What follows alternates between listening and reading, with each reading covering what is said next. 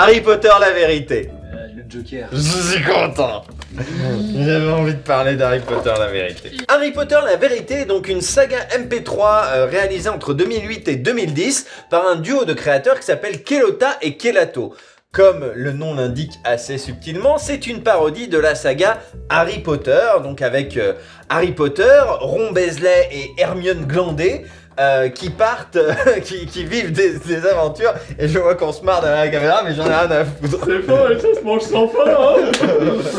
J'aime beaucoup Harry Potter la vérité, et je n'ai aucune raison de l'aimer. C'est ça qui est le plus absurde, et c'est ça qui fait que j'avais très envie d'en parler. Harry Potter la vérité a 5 ans de retard par rapport à tout le reste des productions de 2008. C'est-à-dire qu'on est vraiment sur de la parodie telle qu'on aurait pu l'entendre au début de la saga Sphère, avec des noms très bas du front, Ron Weasley, Hermione Glandet. Mais c'est au-delà de ça, c'est-à-dire que même techniquement, c'est atroce. Mais vraiment atroce. Les voix sont ignobles. Les personnages féminins, c'est vraiment t'as pitché à plus 50 ta voix normale, sans faire d'effort de féminisation de quoi que ce soit. C'est pathétique. Je trouve ça assez inquiétant. De quoi? Le fait qu'on puisse inventer un sort aussi crétin? Sans Cabrius. Oh, raté. Non, le fait qu'Hagrid nous dit que quelqu'un va y voler la pierre.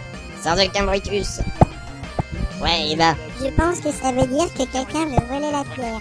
Non, tu crois? Mais c'est de la merde. Non, mais laisse-moi finir. Assume-le, c'est de la merde. Et en plus de ça, vraiment, le truc qui a été interdit dès le début, c'est-à-dire dès les premières sagas MP3, on a dit bon, ça, temps mort, c'est interdit. Les bruitages à la bouche. Pas trop rater ta vie, on te fait garde chasse. Aïe. C'est-à-dire que sur les premiers tomes, parce que ça s'améliore un petit peu au fil du temps, mais sur les premiers tomes, t'ouvres une porte, c'est fait à la bouche, tu tapes sur quelque chose, c'est fait à la bouche, et tous les sorts qui sont lancés, ils disent le nom du sort en faisant la musique du thème de Superman. C'est-à-dire, Expelliarmus, ta ta ta ta ta ta, et voilà, c'est tout. Bon, c'est parti. Incido.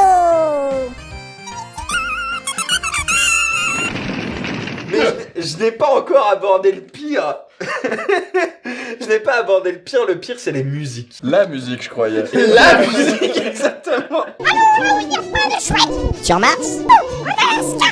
Ah ouais, quand même. En Alaska,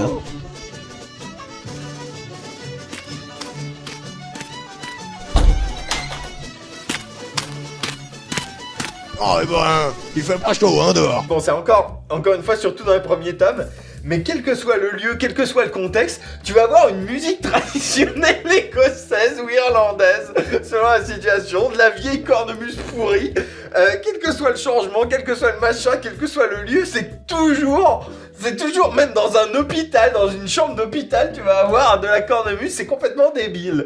On a qu'à y aller cette nuit, sous la couverture d'invisibilité. Comment ça, Bah, vous venez avec moi. Et le soir, à 2h du matin, Hermione, j'ai tes cheveux dans les yeux. Aïe, Ron, évite de marcher sur les pieds. Désolée. Donc c'est techniquement affligeant. Et pourtant j'aime cette série, c'est fou. Alors pourquoi au final j'écoute et j'apprécie quand même cette saga?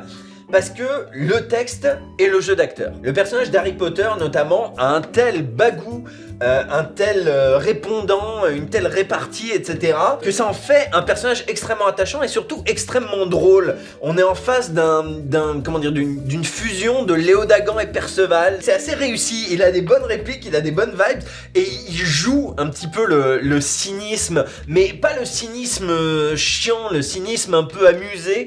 Suis-moi maintenant. Et pourquoi? Parce que Ah ouais, c'est précis ça. je dois t'emmener à Tic de Bacon. Bien sûr, c'est chez toi?